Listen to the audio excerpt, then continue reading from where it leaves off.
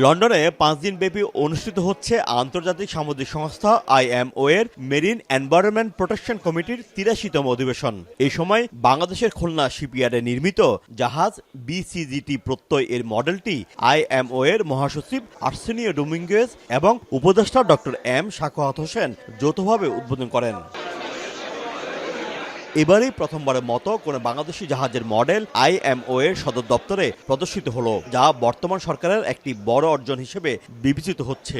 এতে 2026-27 সালের জন্য IMO কাউন্সিলের ক্যাটাগরি সি সদস্য পদে বাংলাদেশকে পুনর্নির্বাচনের জন্য আন্তর্জাতিক সমর্থন চেয়েছেন যুক্তরাজ্যে নিযুক্ত বাংলাদেশের হাই কমিশনার আবিদে ইসলাম। আমরা বাংলাদেশ দূতাবাস, মিনিস্ট্রি অফ শিপিং এবং অন্যান্য যে লাইন মিনিস্ট্রিগুলো আছে তাদের সাথে নিয়ে আমরা একসাথে কাজ করছি এবং আগামীতে আশা করছি যে ইলেকশনটা হবে এটা হয়তো ডিসেম্বরের প্রথম সপ্তাহে হতে পারে, সেখানে আমরা একটা ইতিবাচক ফল পাওয়ার জন্য একযোগে কাজ করার চেষ্টা করছি।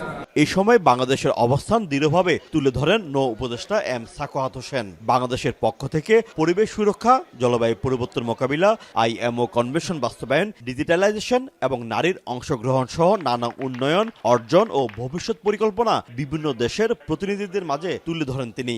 আমরা এখন একটা প্ল্যানিং স্টেজে আছি, সব কিছু মিলিয়ে ইমপ্লিমেন্টেশন উইল টেক টাইম।